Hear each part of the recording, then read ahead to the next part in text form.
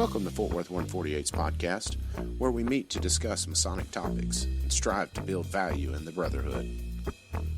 The opinions and statements of the participants do not represent any positions or stance of any Grand Lodge or Lodge and are solely the viewpoints of the participants.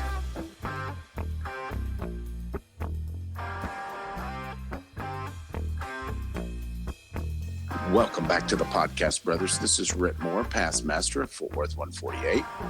This is Billy Hamilton, current senior warden for Fort Worth 148.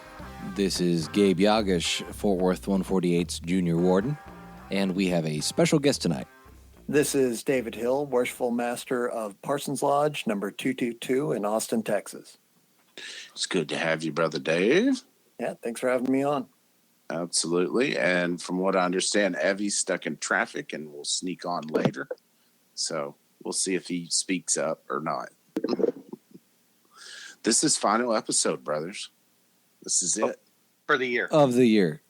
Yeah. Let's be clear. We are not getting canceled. Yes. What a good run this year was.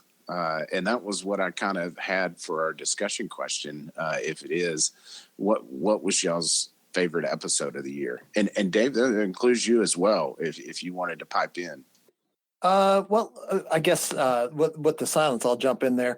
There you go. You know, I think my favorite one was the live episode, the 3-hour tour with Ricky and DP and all them. That was that was long, but I loved every minute of it. Either that or maybe the Suits and Skulls, because as hilariously interestingly divisive as that topic can be, y'all handled that really well. Yeah, that was a hot potato. Yeah. So for me, hands down, I think my favorite episode was the live episode with Ricky Cox and Don Paul Payton. And on that, I think it was just a vibe of being there and just having like an informal chat that went on for 3.5 hours, because of course we didn't record everything, but yeah, there was some stuff that, we didn't, we of course talked before we even started hitting the record button, but It was just so natural. Right. And it was so, personal. It was a great feeling. Other than that, there's been a lot of great episodes this year. Going back through it, I think it was great. Right Worshipful Paul Underwood, that was a good episode. Learning about his background. Michael Paul's always fantastic to talk to. There's just been a lot of good conversations I feel we've had this year. Yeah, there was. I looking back at it, I was like, man, we did do some pretty interesting interviews. Yep. Gabe, you got a... So I think it's unfair. It's an unfair question because the live episode was so good and so different. The York Rite Power Hour, as I like to call it, that was very fantastic. So I'm going to pick my second favorite episode from the season, which was our interview with Brother Paul Rana. Because that's when we started getting into like the weird deep end of esotericism, and it was like, what does this look like when we start?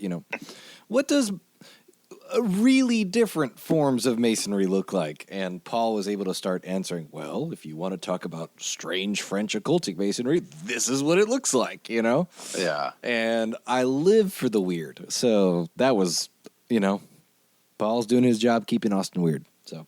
Yeah, that's pretty awesome stuff. Yep. No, that was an interesting episode. And of course, the live episode for me was, it was something different. So it's certainly a highlight to this year, and something that we need to figure out how to do more of next year. But my favorite was the Paul Underwood, because it was like a really walk through the halls of that home and school. And that was, such a major accomplishment for our fraternity that's just kind of glossed over now that it's been closed. But the amount of people that affected and changed their lives, it's incalculable. It just bleeds through so many different ways, from teachers to volunteers to the, of course, the actual students. But it was just such a game changer. And that's something definitely I would like to dig into more, have some more former home and school students, give us the rundown of what it was like. It was good stuff. All right. Well, I think we got that covered. Before we get started, the last NPR moment of the year, I know a lot of you guys are thinking about going and leaving feedback and rating us on your podcast app, but go ahead and do it. You've got 2.5 months before we come back on, so we should be flooded with them by then. Yes, we're abandoning y'all for the winter season. Mm-hmm. And if I'm correct on my scheduling, this episode should come out at around Thanksgiving time. If not Thanksgiving Day, I'm not sure. I'd have to check my schedule to see when I have each episode lined up for release. But yeah, so happy Thanksgiving in advance. Yes, yeah. Happy holidays, Merry Christmas, Merry Christmas, Hanukkah, and, whatever you celebrate. And Happy New Year, because the next time we'll see a lot of you guys is in person at the Grand Lodge Communication in 2020. Mm-hmm. That's going to bonkers. be fun. 2020. So that's our NPR moment. Thanks for all your support so far, listeners. We appreciate your support and feedback a lot. It's especially meaningful to get to talk with our friends and stuff and have them reach out to us about, hey, I really like this episode, or, even when I got 2 phone calls about about one episode, and neither of them were stellar reviews, right? And I won't say what episode or who called or whatever, but they were about the same episode, and so it's okay, I had fun fielding those phone calls. That's the nature of the beast, man.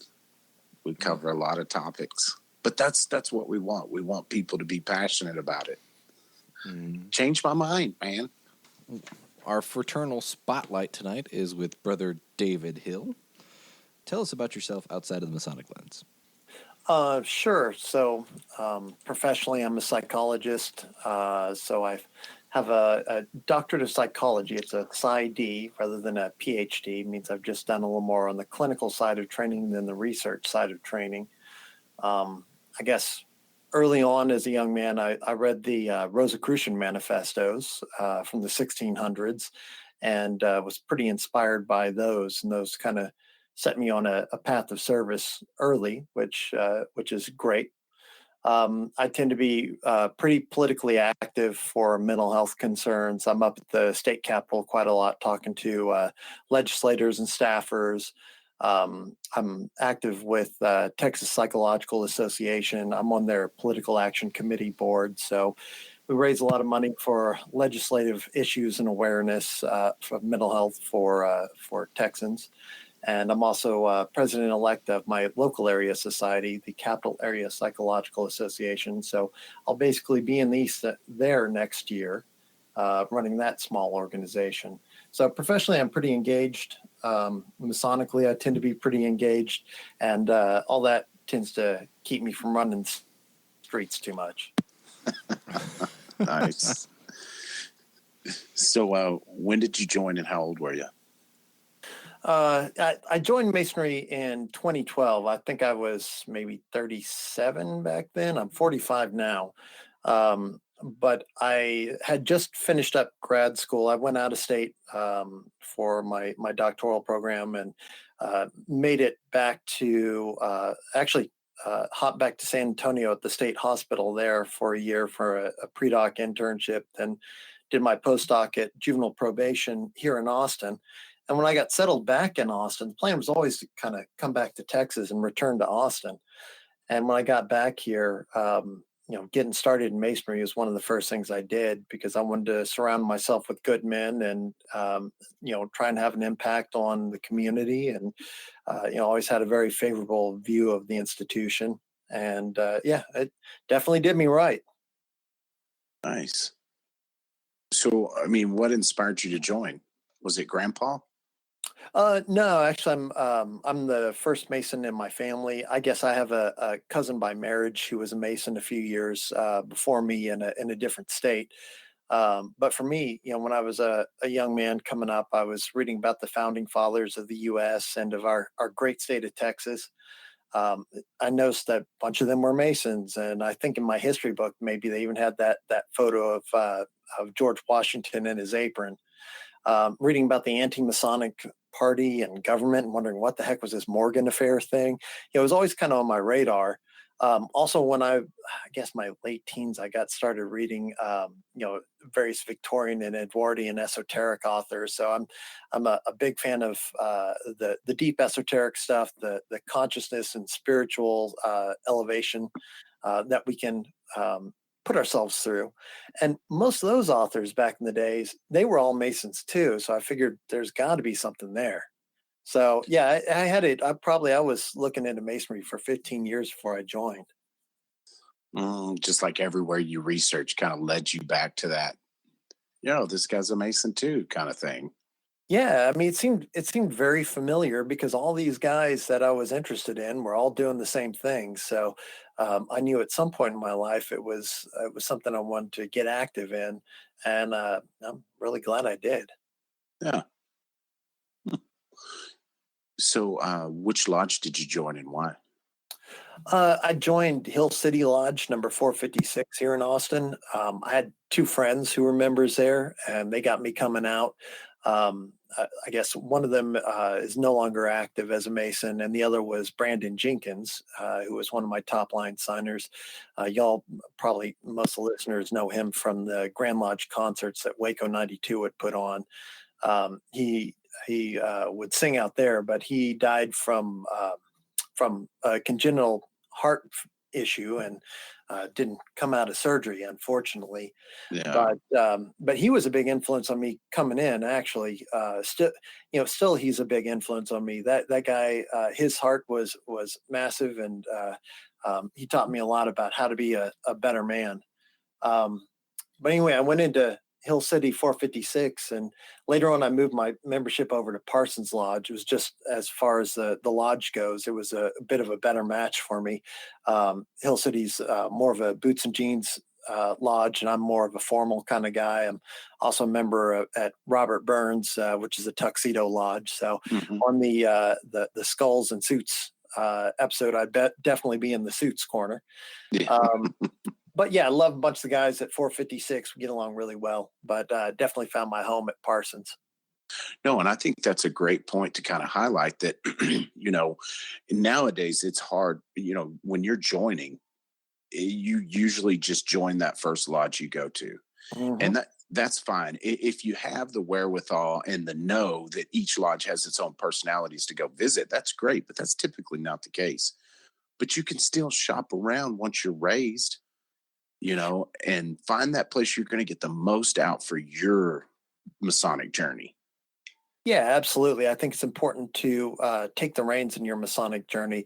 And if you're not visiting, by God, go visit. One of the first things I did when I took the East was the East was kind of shifting up my meeting. And one of the things that I added to the meetings was a traveler's report. So if anyone's traveled to any other lodge or jurisdiction, let us know about it. Maybe it'll encourage some of the brothers who haven't done a lot of traveling to start doing some. It definitely widens your perspective of Masonry. That's an interesting thing. Yeah, that would be cool. I know Jeff Bennett just started a Facebook group, the Masonic Road Trip. Where we share those. Yeah, that's a good idea, because anything to encourage guys to visit is a good thing.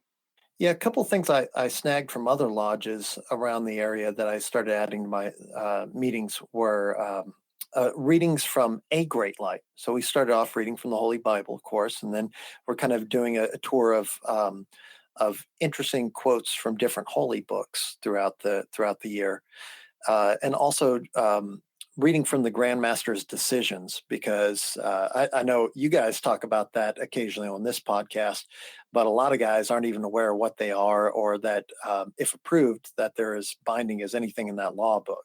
Yeah. No, absolutely. Those are those are kind of a secret part of the law, and they're just as binding.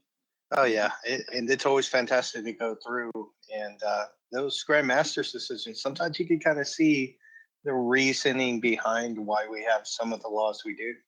Yeah, it's kind of funny. You scratch your head and wonder, like, who did what that decision came out that year. Oh yeah, some of the questions asked are just like, oh my goodness, that needed to be clarified. Interesting. Right. So, it's fun. Even the ones that, don't get approved, or, the answer's no or whatever, it doesn't change anything. They're still interesting to read, Oh, where they're coming with their interpretation. I never thought I'd be a big enough Masonic nerd to get really into the things about the law and Grandmaster's decisions, but it's interesting coming from that perspective. Why was this laid down this way, and what occurred that they had to have a Grandmaster's decision, and it gives you a lot to really think about. Yeah, there's no doubt. It gives you a different perspective on that law. Yeah, I've discovered that I'm pretty passionate about jurisprudence, and I realize that 15-year-old me would be absolutely horrified. Oh, yeah, with you. What have you done with yourself? Yeah. Who are you? I don't even know you, man. Oh, what a difference a year or two makes, right, Gabriel? Yeah.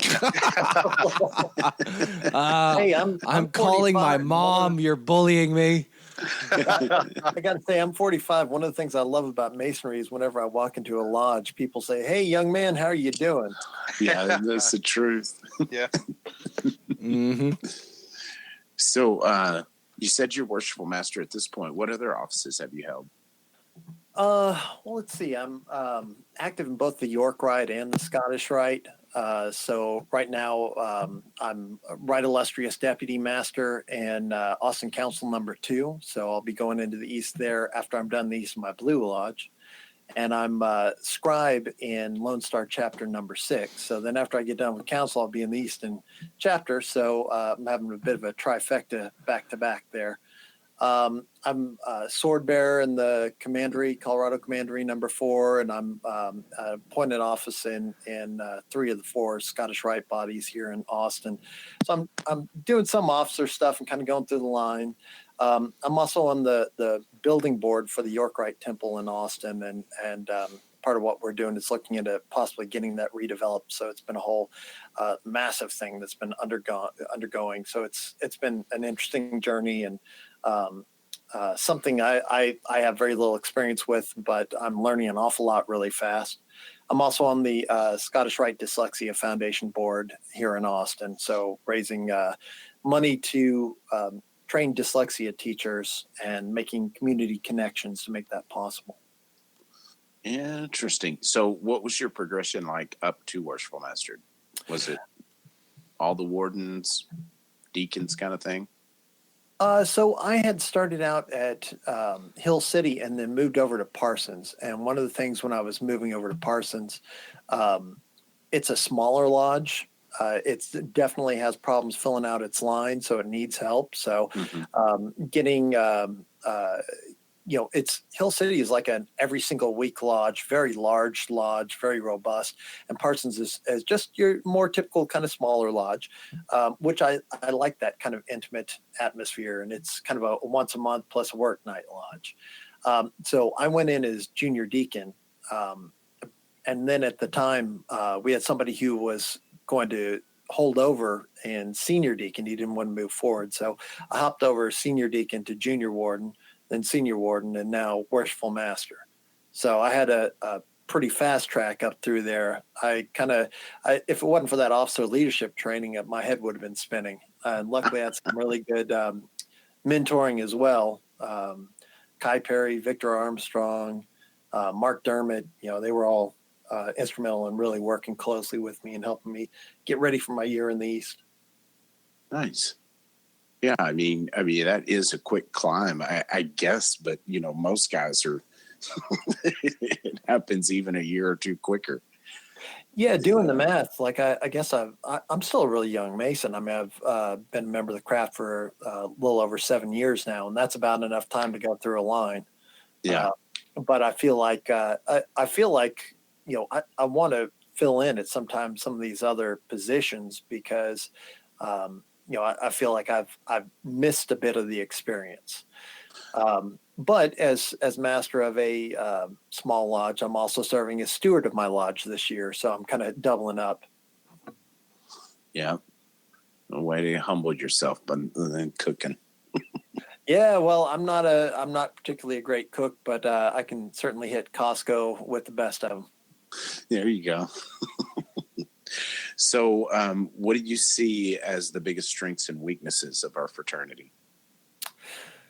I've been doing a fair amount of thought on this, and y'all talk about this from different perspectives on a number of your podcast episodes, which is really kind of interesting. I mean, and some of those discussions have gotten in a lot of depth.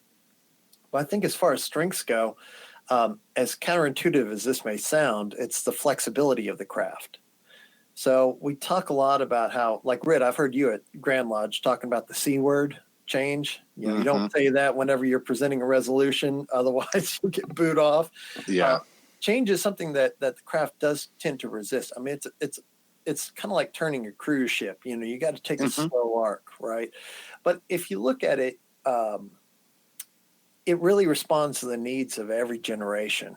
So like the World War II guys wanted a more social experience, and that really happened. These days, things are kind of shifting back towards education and esoterics.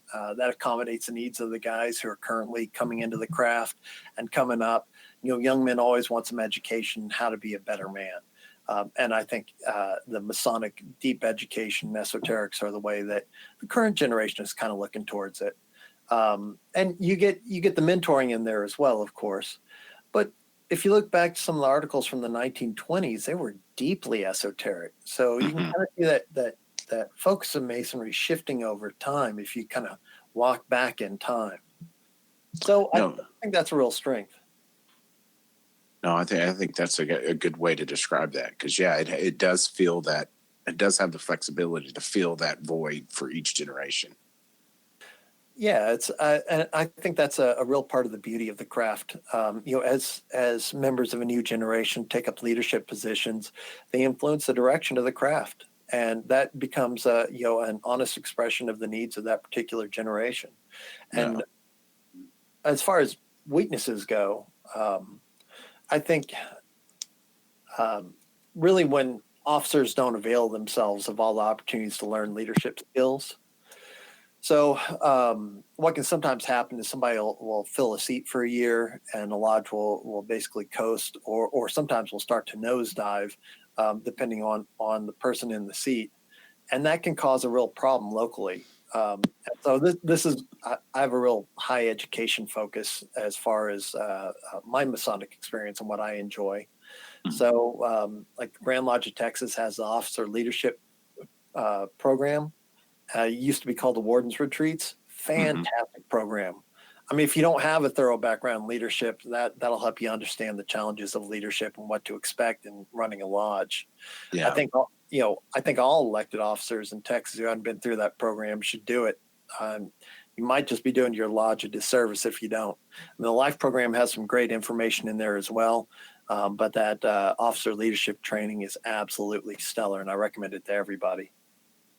Yeah, there's a difference between the hands-on effect you get at the officer leadership training as opposed to the Life book, because you do get good information out of there, but it's just going through books, and it's not the same as sitting around a table of 6 or 7 other brothers from around the state, hearing their problems, hearing their solutions, and vice versa. There's a real magic to that.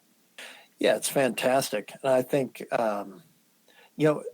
there's no reason to be finding yourself in the East, just sort of hoping to make it up out of thin air. There are some fantastic resources already in place to fix that problem. Yeah, and I also understand if it's one of those things you just can't make to, either because of time or finances or whatever it may be, there are other avenues, because you mentioned having good mentors as well.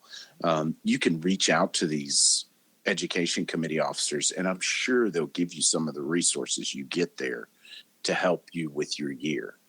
Oh yeah. those guys are really responsive. I mean, shoot, I have them on Facebook. I don't recommend Facebook for official, communication, but it sure is easy to get a hold of people with it. And, those guys write me back right away. Yeah, because you've got guys, you got an issue comes up that you're not for sure about.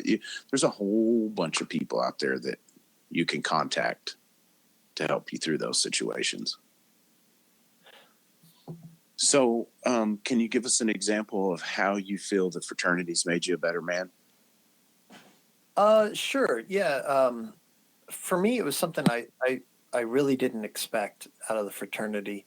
I went in kind of expecting some Masonic education, whatever that might be. I didn't really know. I was really interested in the esoteric side of things, so really wanting to look into that, kind of get deep into ritual and symbolism and all that good crunchy stuff. But what I found, one of the things that I love the most about the craft is the intergenerational friendships I've developed. So, I'm friends with guys from their early 20s all the way through their mid 90s, and that's amazing. So, my wife actually talks with some envy about how I've got all these mentors that I've developed through Masonry, and they're guys who've, they look at me and I'm half their age. And so I'm definitely a young man when I walk through that door. And that's really wonderful because I can benefit from their experience, and they can benefit from my perspective. I was over at a lodge meeting where that Archie Scott was at a few months ago, and he was talking about some of his old war experiences in World War II in Korea, being at the Battle of Chosun Pass, and that just blew my mind. I mean, that's notorious stuff, and he's an honest to God war hero. Shoot, the guy who taught me my work, Sam Henson, he was a tank commander in the Battle of the Bulge. Wow. Some of these guys are honest to God heroes, and we're rubbing elbows with them every single day. Yeah. It's amazing. And I feel like my family has really grown by being involved in Masonry. Yeah, there's a quote I actually ran across from Proverbs the other day. As iron sharpens iron, so a man sharpens the countenance of his friend. That's Proverbs 27:17. I think that's really beautiful and kind of sums up that fraternal experience. Yeah, there's something about being around guys like that have been through those experiences, war especially, that just makes you want to buck up and be a better dude. It's like, you feel like you owe them that at least. Yeah, I mean, examine what your issues are and consider what they've been through, and realize, man, your issues are actually definitely first world problems. They're things that once you sort of reorient on them, they're actually not that big of a deal when you look at it. Yeah, it reminds me. One night I went to a meeting at Crowley Lodge, just some random night. I don't remember what it's for. I know it was a stated meeting, but I don't know if it's official visit or what. But it was the anniversary, the 70th anniversary of D-Day. And we were sitting in lodge with a guy that stormed those beaches 70 years ago. And it was like, this is the greatest thing in the world. It's just a random chance that I happened to go. I had no idea it's going to be there, but it was just like, I'll never forget it. Yeah, and these are the guys who you're just hanging out with in lodge all day. You never know what treasures your brothers are until you start getting to know them. Yep. Interesting stuff. Well, Gabe and Billy, y'all got quiet. One of y'all want to take us into the main subject? Sure. So, David, one of the things that you're kind of known for is traveling and giving presentations at different lodges. Can you give us kind of an example of the different subjects that you present on, and maybe an overview of those subjects? Sure. I'm still fairly new to doing Masonic lectures. I just started doing them. I don't know, maybe a couple of years ago. John Tolbert down in San Marcos has an event he calls Bruno's Banquet, named after Giordano Bruno, where he has some esoteric speakers come out and speak on a topic over a lovely dinner, and it's hosted by the San Marcos Scottish Rite Club. And I'd been attending those for quite some time, and got to know John over a period of a number of years. I'm a plural member down there at San Marcos because I love what they're doing. And he invited me to speak there. So I did a talk on the psychology of initiation, and that one's been extremely favorably received. I've given that, I guess, up in the Metroplex, down San Antonio, throughout Austin, Central Texas, a number of places, and people have enjoyed that quite a bit.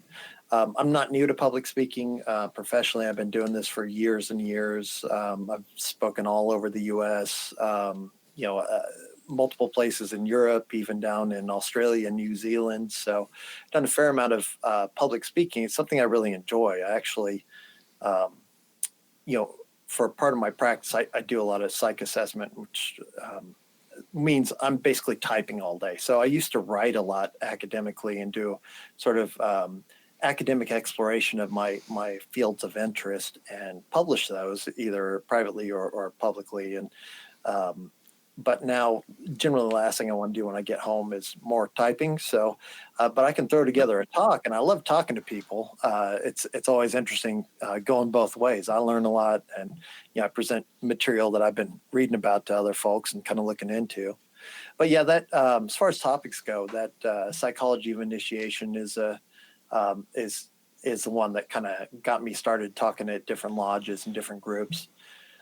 There's a kind of reduced aspect of that that I do for kind of small instated meeting programs, which is just focusing on the use of the senses in the degrees by the candidate. And it goes into depth into considering the different senses and how they impact the candidate. And it really is designed to have people consider the technology of initiation.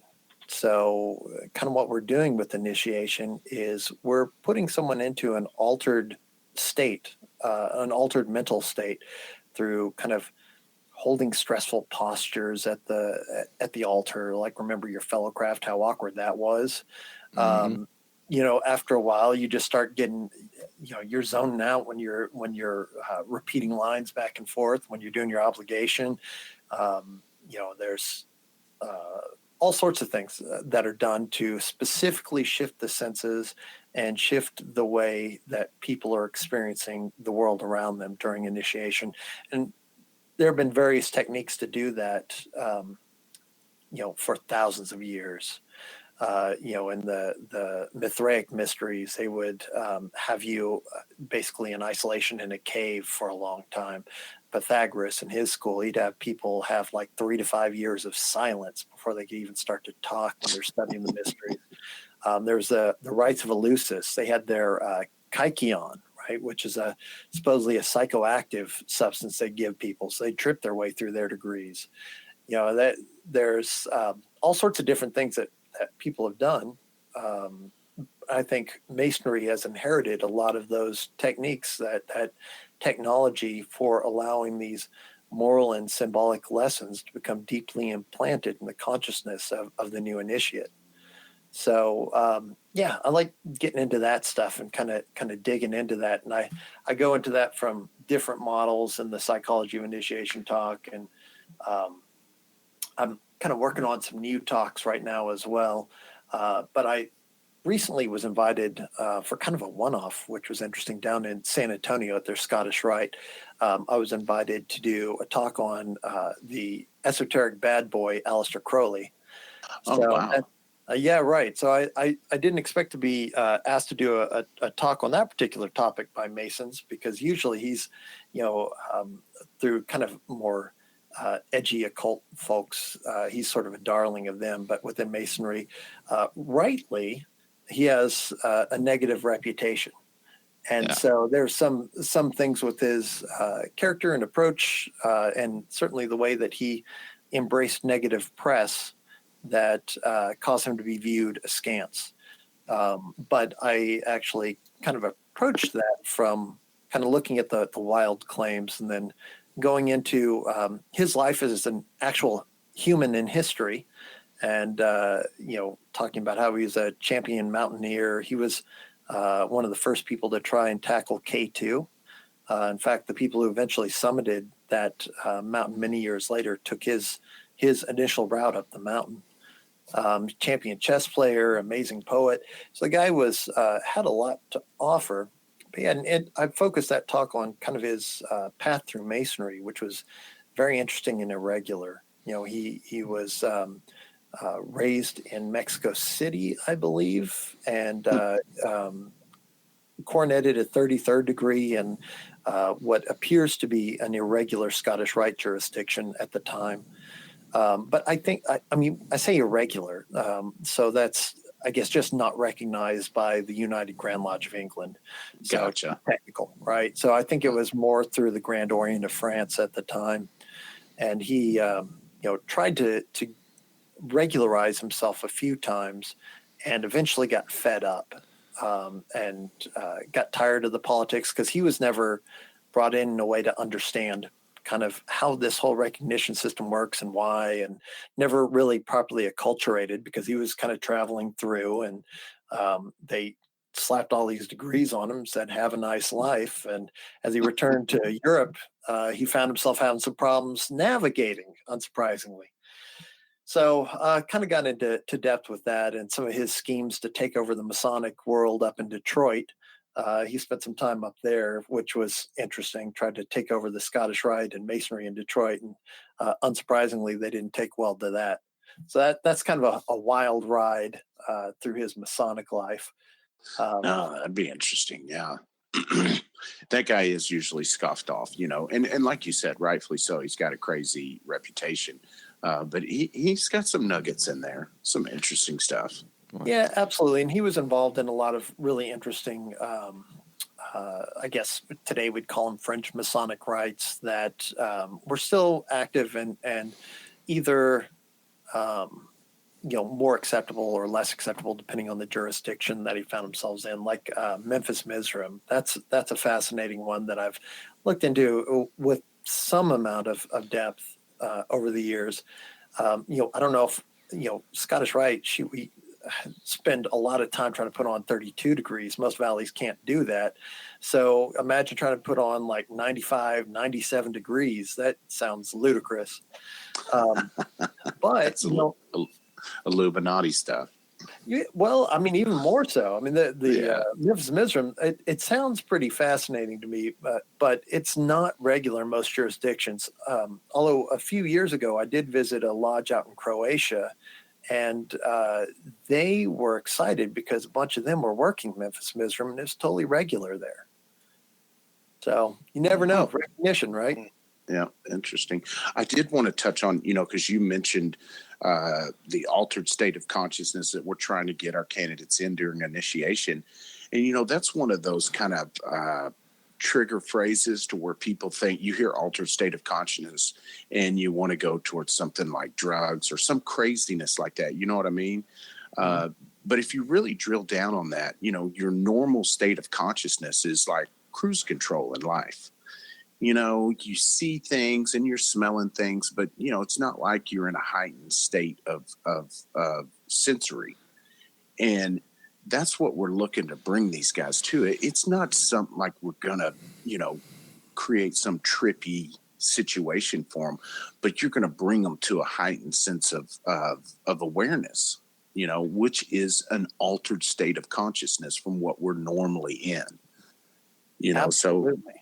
Yeah, it's not that we're getting into, and I don't want to say woo woo, but that's the best way I can describe it. Yeah, it's woo woo. Yeah, although there's woo woo is not always a bad thing. You just have to know that you're in woo woo territory.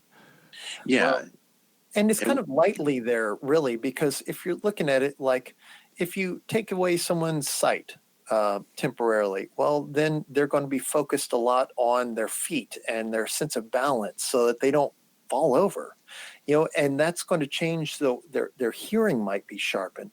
So if you're saying something, they may be really focused on what you're saying while also trying not to stub their toe, and that's really concrete, very kind of practical ways to shift consciousness. So shifting consciousness isn't like shooting your psyche out of a cannon or anything. Yeah. These are just really subtle physical shifts, actually. Yeah. You know, being placed in an uncomfortable posture. So if you look at yoga, asana is basically posture, and in that training you hold a particular posture for a long time. And what happens when you do that is you start getting supremely uncomfortable. But then there comes a time where that discomfort, you pass through it and you transcend that discomfort, and it shifts your consciousness. You're experiencing the world around you from a different perspective. And that's just from sitting in the same position for a long time. I mean, if you're normally sitting in your chair, you're moving around a fair amount. I mean, you don't sit still too long. Otherwise, you know, your butt starts to fall asleep or whatever. Also in yoga, pranayama, it's different ways to breathe. So you can breathe in through the nose, hold it, breathe out through the mouth, hold it. You know, in psychology, we teach people how to control their breath to interrupt panic attacks. So it can that can either increase or decrease nervous system arousal. So you're basically working with these different arousal states in the body, and just using the way your body operates to make a shift in that, so that you accentuate your experience as you're going through those degrees. Yeah. So, I don't know how woo it is, but for me, it just seems fairly concrete. Yeah, and that's you cited some very concrete examples. I was thinking like altered consciousness, I was thinking of far more in the woo spectrum. That all of what you cited is like, oh yeah, like that is like biologically that makes sense, you know. So I was thinking a little bit further off in the outfield. And yeah, I think what we're talking about too is not altered consciousness as having illusions or anything like that, but more having a heightened sense of presence. Yeah. Mm-hmm. No, that's it. Because that's an altered state of consciousness. We don't go around in that heightened sense of consciousness all day. You know, there's times where you're driving down the road and you're like, how did I get here again? Yeah, that's interesting. And a lot of this is dealing with the way the brain's wired. So part of my background includes some training in neuropsychology and biological psych. So functional neuroanatomy to me is kind of fascinating. So, say you're driving, right? And you're having a conversation with somebody and you're getting there just fine. And then you realize, man, how did I get here? I don't even remember turning in. I was focused on that conversation. But there's a whole different region of your brain that's responsible for those motor reflexes and those decision trees that allow you to successfully navigate traffic. So you don't have to be 100% present. I mean, you're still doing it. And if something occurs that's outside of the norm, your consciousness is going to be alerted and you're going to focus on that car that's doing something stupid ahead of you. But other than that, a lot of that stuff is sort of a little bit on cruise control. And that's just the way we're designed. Yeah. So taking people out of that cruise control, Rhit, like you were talking about, is important to allow some of these moral lessons that we're teaching to, take hold deeply. Yeah, and as silly as it may seem sometimes that you got guys correcting you, it's like, no, his foot needs to be here or you need to be placed there. That may seem silly, but there's a point to it all, and it's important. So, no, I wanted to touch on that. Oh, another thing I wanted to bring up. Have you ever read Cliff Porter's book? It's called The Secret Psychology of Freemasonry. I have not read it. I've had probably 4 or 5 people, bring that book up to me, but I haven't read it yet. Yeah, it's an interesting read. Of course, he's law enforcement, a detective. I think he's sheriff now, but he does a really interesting job of breaking it down. It's a great book. Would definitely pick it up at some point. Excellent. I'll have to do that. I do a fair amount of work in forensics, so that would probably be of interest to me. So, you go ahead, Gabe. Oh yeah, I wanted to circle back around to the different presentations that you've given. Of the presentations that you've given at the different lodges, which one would you say that was your favorite to give, or that you personally got the most value out of? Well, I really like the psychology of initiation lecture that I give.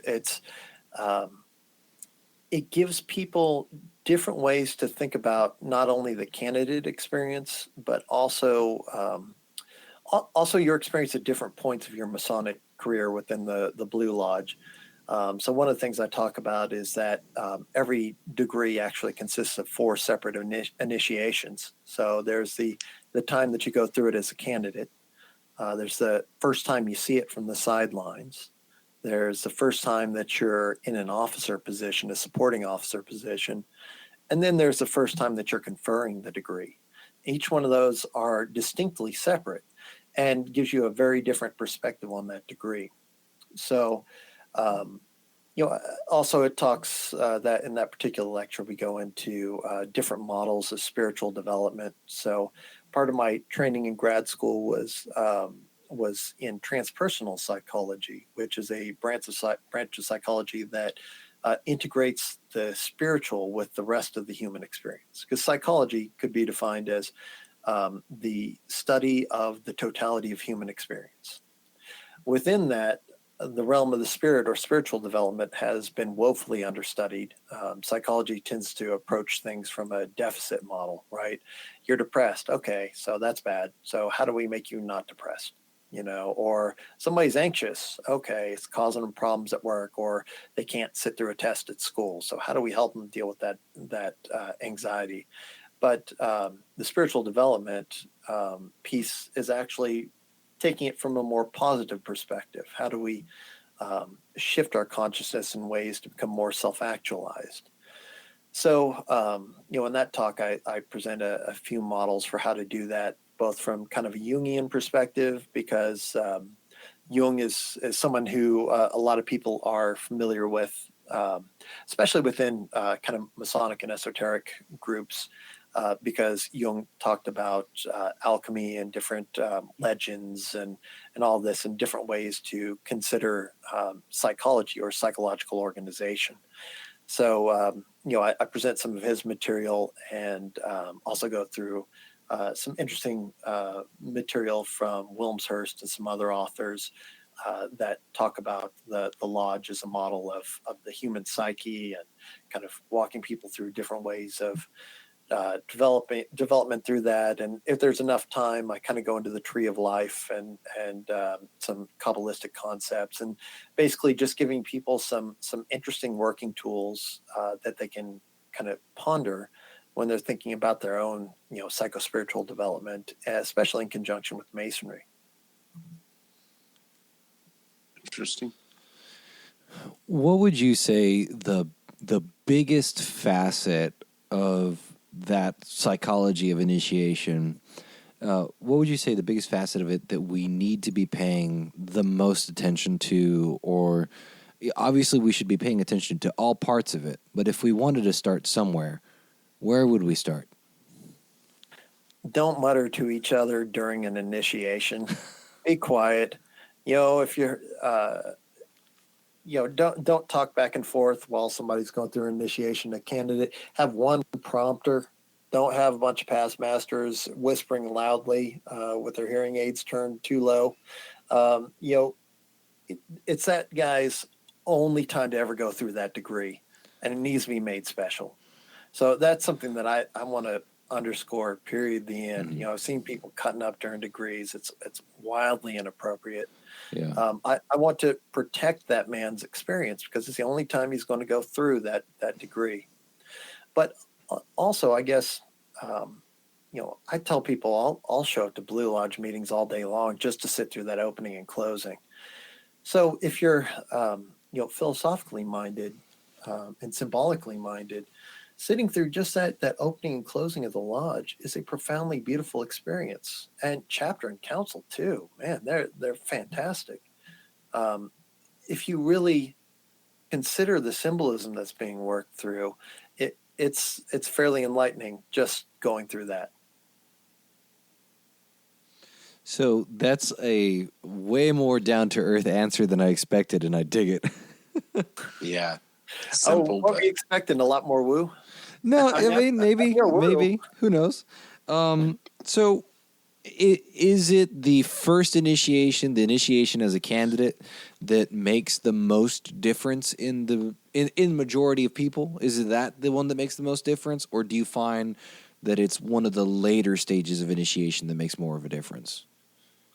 Oh man, I don't know. I mean, I guess it would depend on the individual, and I think it'd probably be different for every person.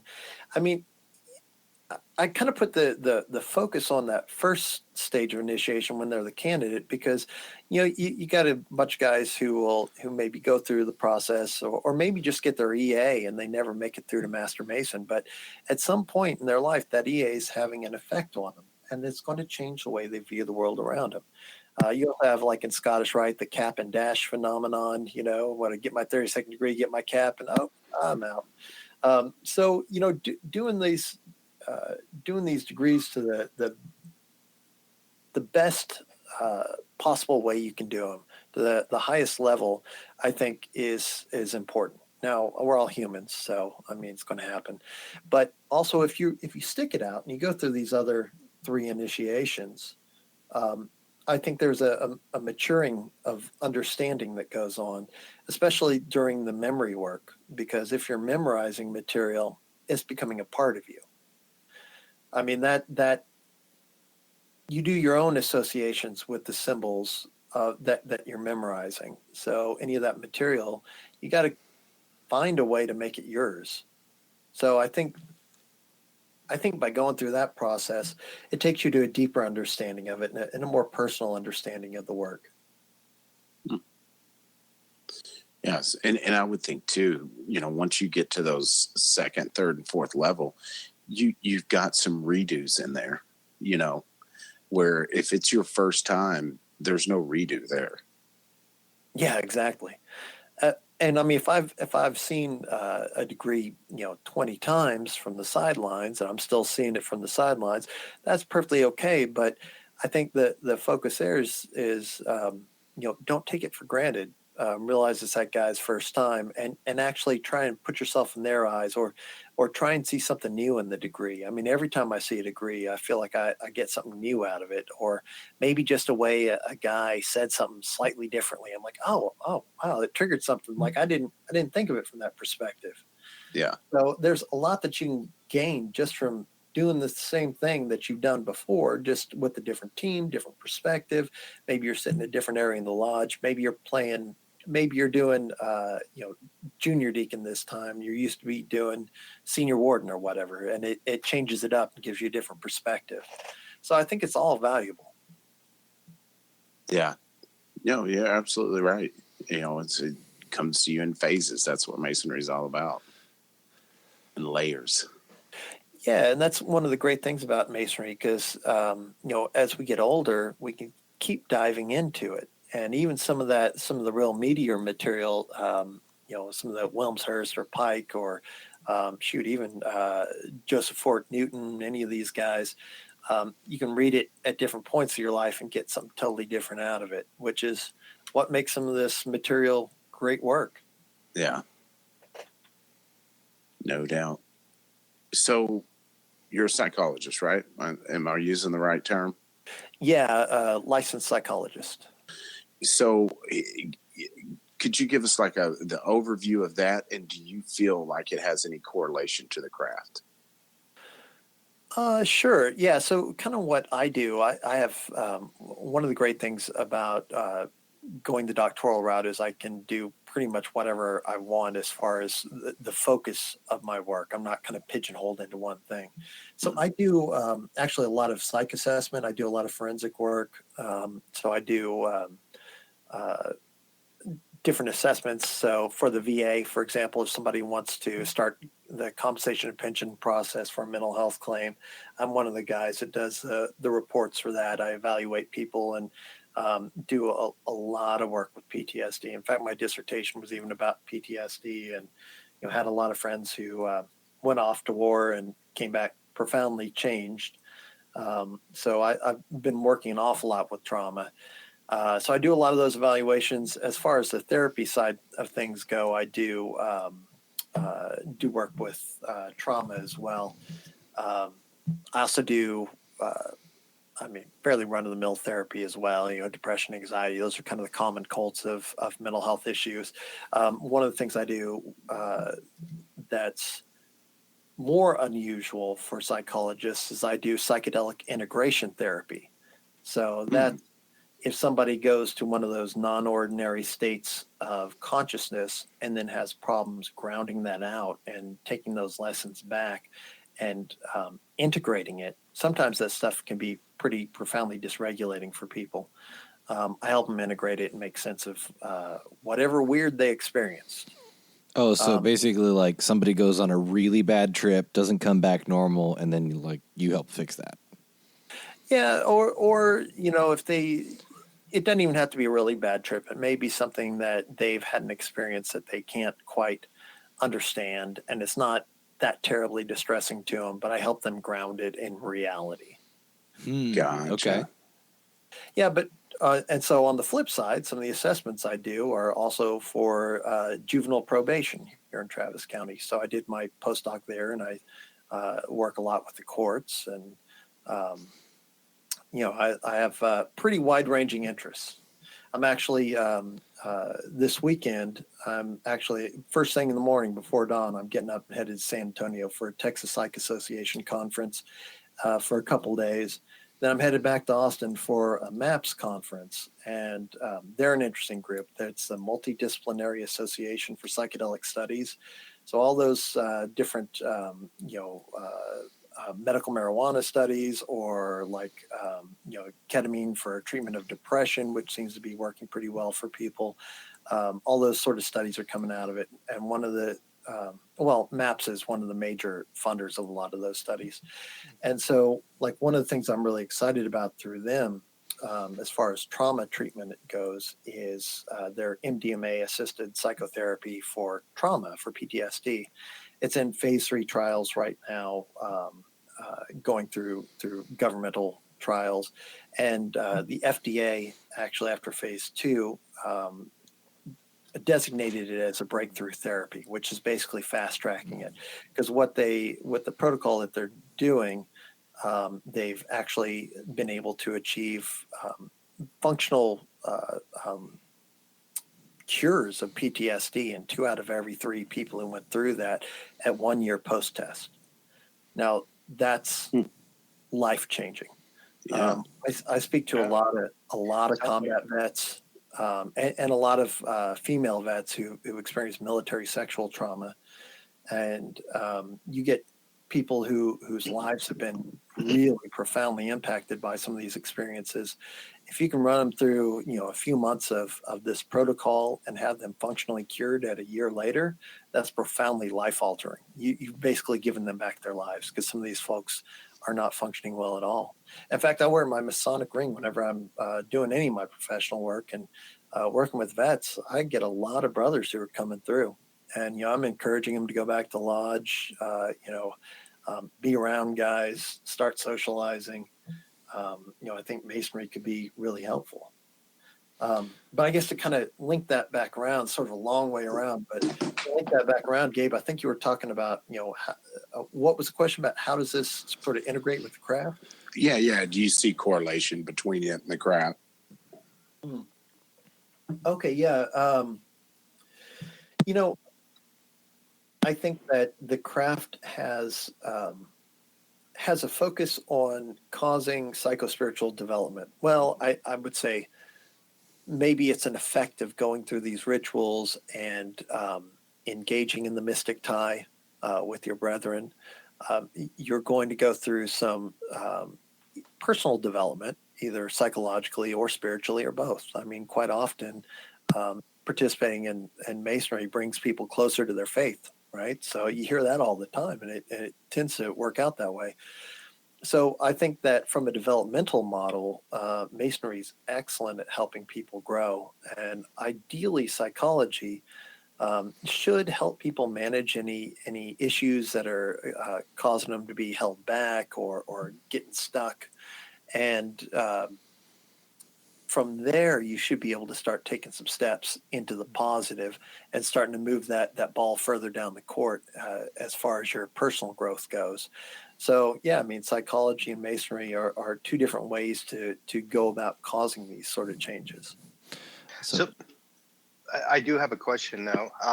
Hashtag go ahead, Billy. Right. So as well as talking about like the spiritual and personal development, I guess do you also see, you know, the value of the accepting social network that Freemasonry offers? Absolutely. So, you know, this is something that I've personally struggled with a little bit. So when I was younger, I felt pretty alienated from the mainstream. You know, if you see me, like I'm usually in a really nice suit, but I've got gauges in my ears. You know, under the suit, I've got a bunch of tattoos. When I was coming up, I was kind of fairly counterculture and didn't feel all that accepted. And so within Masonry, you know, I kind of went through this whole journey of wanting to help people and figure out how to reorient my profession. I was originally in IT, just doing tech work till the tech crash happened, and then decided, well, since there's no jobs, I might as well go back to school and do something else, and want to do something where I could help people. Well, same kind of thing with Masonry, and I think that. I think that Masonry can definitely help along those lines. And now that I've gone down that, that's right. I was losing track of my thought there.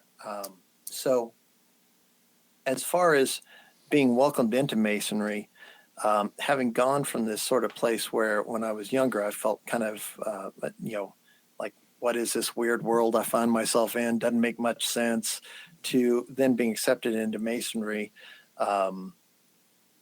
And being accepted by all these brothers from very different walks of life. I mean, I feel much more pro-social now. I feel much more integrated with the community.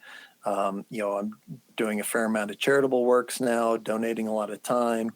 You know, I'm doing a lot of political work now and working within systems where the teenage me and early 20s me would have never thought that I'd be doing any of this stuff. But I think Masonry really kind of moves people in that direction.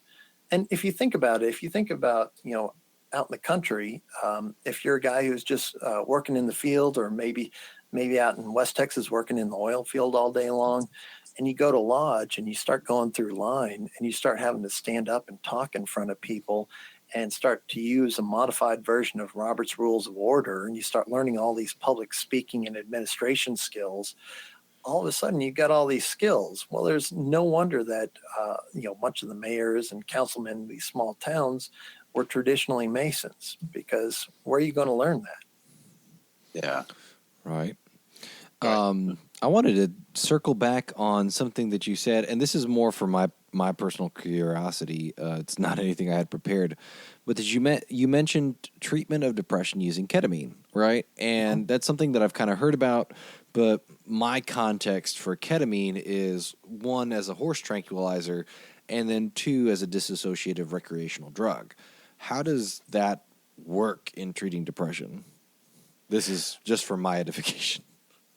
Sure. So I'm not sure what the actual action is for that. You might be better referred to Brother Zach Tedder for details on that, since he works more intimately with people in his job within the overall psych umbrella of dealing with folks with depression with ketamine. I've had a few patients who've been taking those treatments. What I observe is it tends to give them a shift in consciousness, which gives them a shift in perspective. So someone who's depressed, there's a couple different types of depression that we talk about kind of back in psychoanalytic psychology days. There's like the vegetative depression, the kind of like sitting there on the couch, woe is me, I can't get up, can't do anything, you know. But then there's also an agitated depression, where that causes you to get angry, you're irritable, you're grumpy all the time because you're so miserable, you're kind of lashing out at other people and at yourself.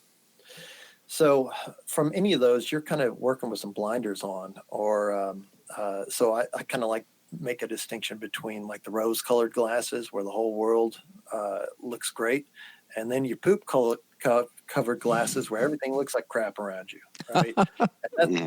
that's kind of the lenses that people with depression have on. Well, give them a dissociative where they're taken out of their body and they're given a radically different experience. It tends to cause mood elevation, and it tends to stick around for a while as well. It tends to have pretty good results. I know there's been experiments with psilocybin mushrooms as well. I was at a American Psychological Association conference back in 2007 where some guys from Johns Hopkins University, they actually presented their research on redoing the classical Good Friday experiment, which if you're interested in that, you can always look up Good Friday experiment. It's one of the classic 60s psychedelic experiments.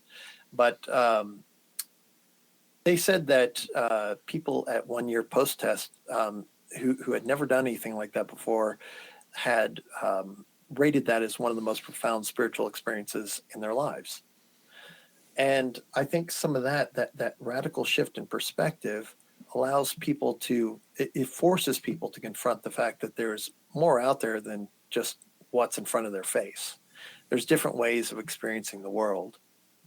In fact, at that APA conference, it was interesting. There was an ex-director of NIDA, the National Institute on Drug Abuse, who was there, and he said only reason they stopped that research in the 60s was because the researchers became part of the party. Think about Timothy Leary and his, turn on, tune in, drop out kind of message. You can't have that. You got to have actual science if you're going to be doing something like this, especially as taboo as some of these substances are.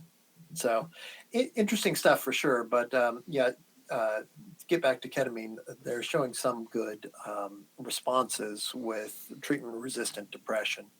I did have one patient who I had to refer to inpatient because his depression was so extremely severe that even with ketamine treatments, he was receiving some boost in energy, but still wasn't able to get over this threshold to get anything done. His motivation was still tanked and just wasn't going anywhere. But that was one of the most extreme cases I'd seen outside of a state hospital. So I think that for most moderate depression that tends to be a little bit treatment resistant, that could be helpful. But also, for depression, we've got plenty of antidepressants out there that do a great job that can help moderate things. And Gold Star treatment is pairing an antidepressant with talk therapy, because the antidepressant is going to give you enough of a boost to where you can start to get the motivation to actually do something about it, while the talk therapy, you get into really looking at the ways you're thinking about the world that maybe keep you in that low mood. And if you can have somebody who's an expert in human behavior, kind of as a consultant, who will then challenge some of your beliefs that may not be serving you very well, that once were pretty adaptive but have become maladaptive over time, then you can start looking at the world in a little bit different way and kind of fix your own problems. I mean, none of us are beyond fixing our own stuff. Just sometimes it helps to have a trainer to walk you along. Yeah. It's an interesting way to look at it for sure. So I want to touch on something that you mentioned, earlier in the episode, Jungian psychology. And I'm very curious about Jungian psychology, and I'm sure some of our listeners are, and about its relation to symbolry, which I don't know if the proper term is symbolry or symbology, but I've heard both used. Can you give us a crash course in Jungian psychology, Jungian symbolism, and how it and then after that, how it relates to the initiatic experience in a Masonic lodge? Oh, geez, I know that's a tall order, but let's pretend I don't know anything about Jungian psychology, because I don't, and you have to explain it to me. Okay. Yeah. I don't know if we have enough time to really go over any depth about Sure. Jung. Oh, just an overview. Well, he has a quote. Well, actually, I'll let me get into a bit. So there's like archetypes, right? His idea of archetypes are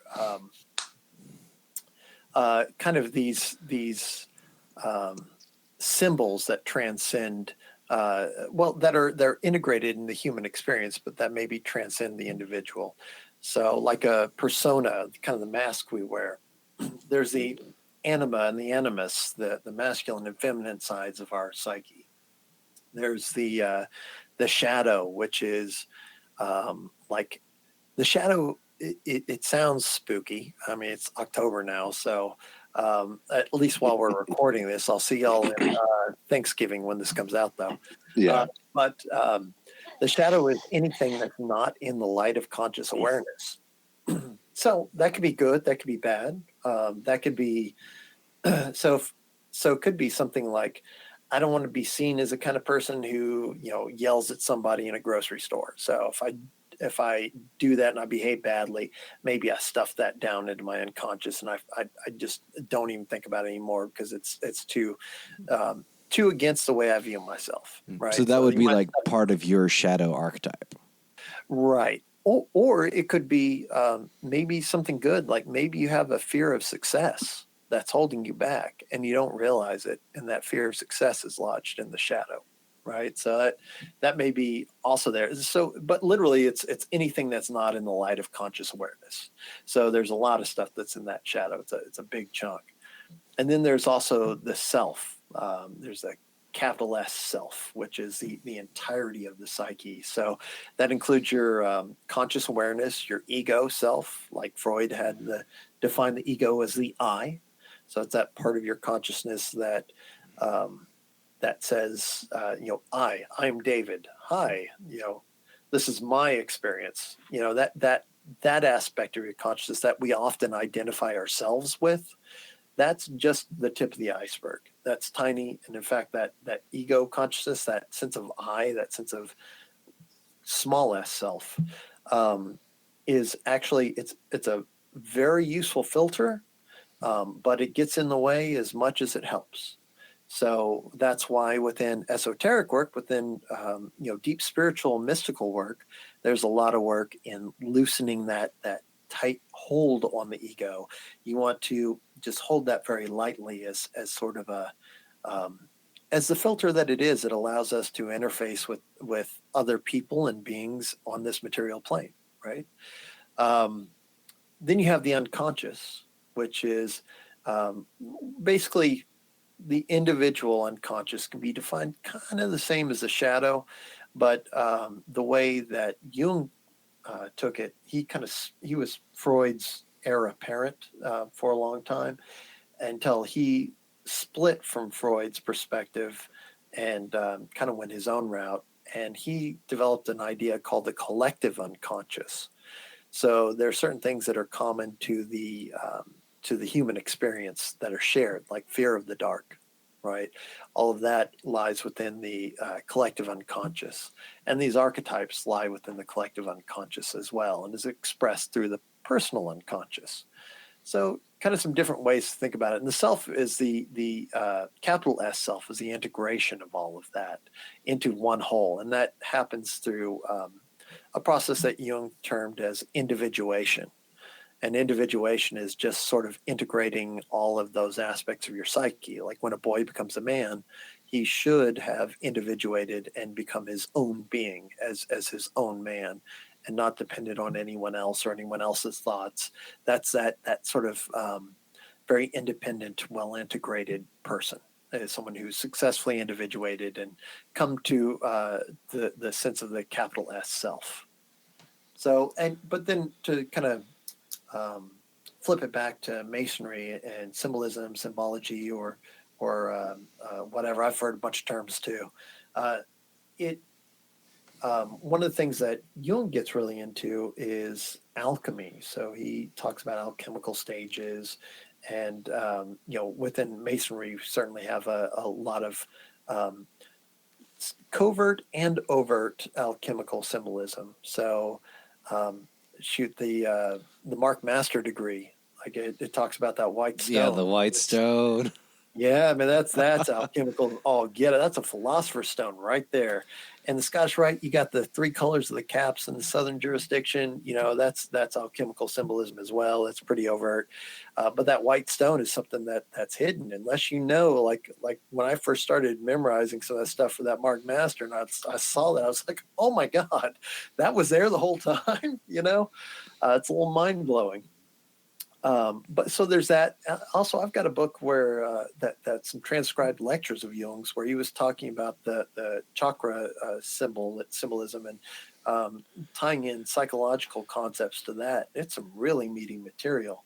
So I mean that ties it into yoga. If you get into some of the quasi Masonic organizations of the 1800s, like the Golden Dawn, for example, that came out of the Societas Rosicruciana and Anglica. It's sort of the Golden Dawn spun off as a more esoteric, ceremonial magic and deep Kabbalistic study group. And so for a group like that, you're going to find a lot more links into Jung's work, because he starts bringing in a lot of the Eastern mysteries that were in vogue in the 1800s and late 1700s as well within Europe, and started integrating some of that material in a way to where psychological concepts could be spoken about in the same breath as some of these esoteric concepts. So he formed a link between those. So I think that's why he's typically, when psychology comes up, he's a bit of a darling in Masonic and esoteric circles. Wow. Okay, that was awesome. That and all You of asked that. for it. Well, no, and all of it made sense. It was communicated at a level that I understood. Because a lot of times when psychological discussion comes up, I feel totally lost. So, kind of touching on that, a lot of these systems like Golden Dawn, OTO, from what I've seen, OTA a little bit, and all numerous systems deal with this concept of crossing the abyss, right? Mm-hmm. And the reason why I bring them up is because all of these kind of tie into Jungian symbology, or at least express some level of Jungian concepts. And I'm assuming you're familiar with the concept of crossing the abyss. Oh, sure. In actual psychological terms, what is crossing the abyss from more of a standard scientific or medical perspective, or I guess psychological perspective?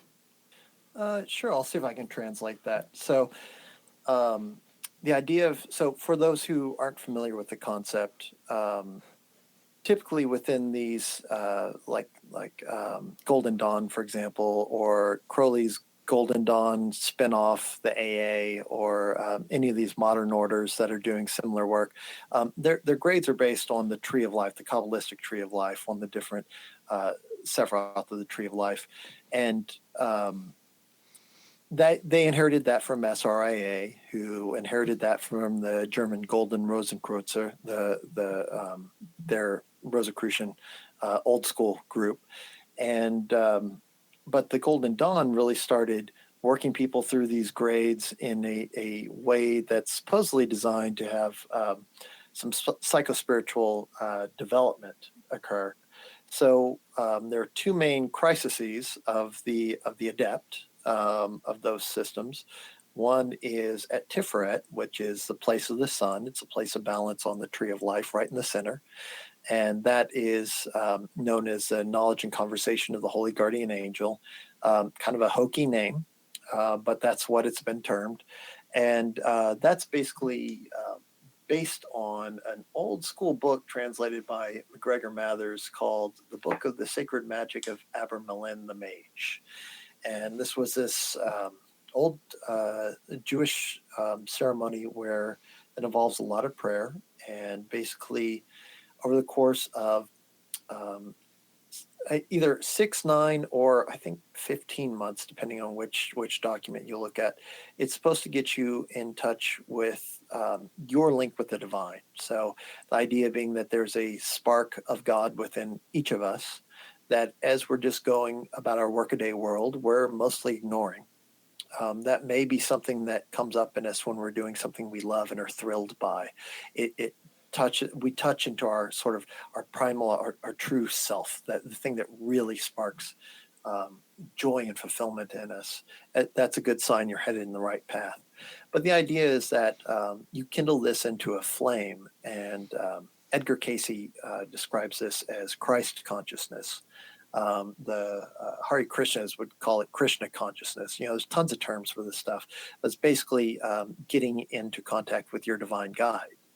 Mystics have been getting in touch with God in various fashions along these lines for probably all the time.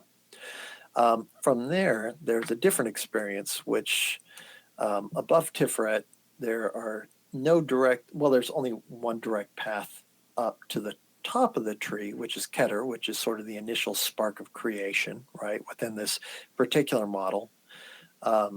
And that basically, that's the path of the arrow, and that's through meditation. You can get to the trance of samadhi, which is this whole idea within the yogic literature of unity with all, unity with everything. See, Gabe, you did get me to go pretty deep into the woo. But the abyss lies between Tiferet, that heart center, that solar center, the sun, and the spark of God at the top. There's different spheres between there, but basically the next crisis is it appears there's no direct path up to from a certain point up to the third sphere, and so you have to cast yourself with no path across in sort of a leap of faith. And that leap of faith from a psychological perspective deals a lot with the ego, and like I was talking about before, that sense of I. So the idea is with this abyss experience is that you should be able to divorce yourself from your ego and end up viewing the world from above the ruach, or the sort of the rational mind. So you're viewing it from a larger perspective. Maybe one way to think about this is the concept of the witness or the observer, where if you've ever had an experience where you're kind of seeing yourself from above as you're going through life doing something, and so you sort of have this dual perspective. You're in it, but also you're observing it at the same time. It's sort of a weird bifurcation of consciousness. But I think for the most part, a lot of that is really some work in humility. So a lot of this is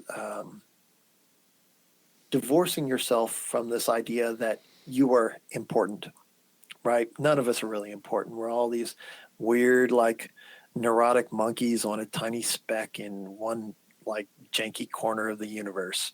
So what makes us special? Well, we sure think we are. And that's to our own deficit. And the only reason we think we are is because it gives us an advantage evolutionarily in interacting with other people on our particular tiny speck of dust in the universe. So getting over yourself, I think, is a big part of this abyss process. You're supposed to leave the ego behind and transcend the ego. Well, okay, you can't really do that functionally because you still have to go to work and pay bills and do all this, and you can't just sit in a cave somewhere and meditate until you wither away. So the trick is sort of managing your ego and continually working with it so that when you're speaking from a place of I'm doing this or I'm doing that, you're consciously in a place where that's a bit of a distant connection. That sense of I is. It's kind of on the path towards non-dualistic consciousness, which is a whole Zen concept that one of my teachers in grad school was a heavy practitioner of.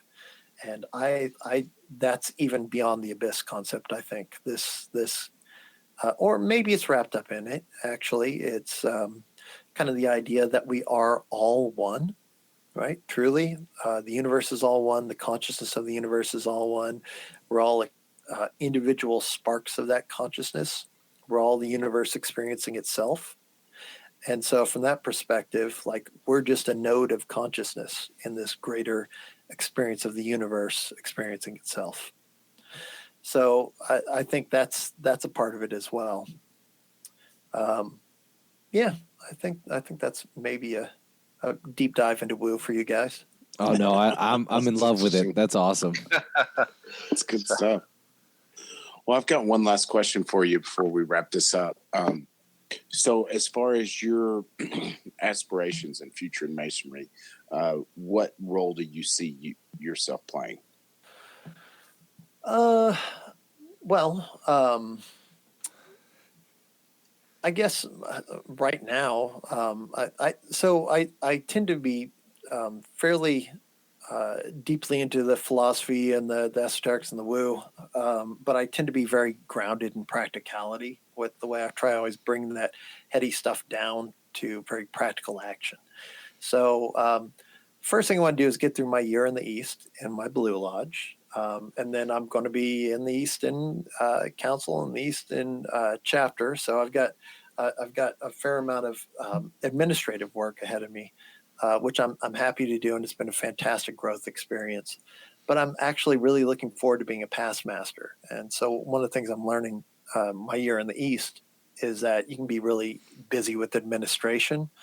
Unfortunately, in my lodge, my secretary had a heart attack after our first meeting and has not been present much this year because of his health concerns. And then just recently, his father died. So my prayers go out to you, Terry. If you ever listen to this, you're definitely in my heart. So it's been tough on him, tough on the lodge. And so there's a lot of administrivia that has to go on. So what I'm noticing is that there's a lot of goals that I had. You always hear about past masters saying, just pick one thing, just get one thing done. Joe Shriver is saying, just do one thing in your year as his year of most excellent grand high priest, right? This idea of doing one thing that makes a lot of sense. It makes more sense to me now because as a new master, we all come in very ambitious. We're going to change the world, right? But then there's all this administrative stuff. Man, I got to run a meeting. I got to flip between ritual mode and meeting running mode, then back to ritual mode. And how do I do this? And there's a lot of overhead there. Being a past master, I'll be able to focus on just specific projects for the lodge, specific projects for other bodies. So other people can handle all that administrative stuff once I'm through there. And then I can focus on something specific. Like if I want to run a festive board, I can get a great speaker and run a festive board. If I want to look at scanning in all the old minutes and doing a history of the lodge, by God, I can do that. I'll have the time to do a deep dive into it. If I want to be a glutton for punishment like Rhit and run for secretary for a while, I could do that and focus on administrivia. But that would free me up to do a little bit deeper work for the lodge and the other bodies. And I'm also really interested in Masonic education and esoterics. I mean, obviously, from the conversation. So, I'm always kind of deepening my studies there. I'd really like to submit a paper to the Lodge of Research at some point. I really, doing psyche vowels for probably 2/3 of my practice, I'm writing a ton. So I write hundreds and hundreds of pages every week. So by the time I get home, the last thing I want to do is more typing. So that's why I do, I'm happy to do talks because it's engaging. I get to express some of the cool stuff I'm reading about and sort of integrating and thinking about and get feedback from brethren on it. It's a lot of fun. But at some point I want to sit down and actually write one of those papers. I'm really happy to be a member of the Lodge of Research, just an average member. I haven't submitted a paper yet, but it's something I definitely aspire to do. Yeah, interesting. Good stuff. One step at a time, man. Yeah, I'm really enjoying the Masonic experience, and each thing I do, like, there's always another step. I mean, there's always something new to explore and help unfold. In Austin, we were talking about trying to get an Academy of Reflection started with Austin Scottish Rite. So, Rhit, we're gonna have to race them there. I know it. The race is on. Yeah, well, we'll see. It will happen in Austin when it happens. We got a bunch of guys who are interested. Some of the guys from Lodge 12 are doing a regular meditation group. That's a way to actually practice some of the things that we inculcate. And I think that would be a good thing to do as well. Good stuff. Well, you guys got any last questions before I give us the quote of the week? I'll take that as a no. Yeah, my cup runneth over. Yeah, it sounds good. I had a question, but I literally forgot it from getting wrapped up in the Jungian one. Well, that's a good segue because I picked Carl Jung as our quote of the week. I thought it was very fitting.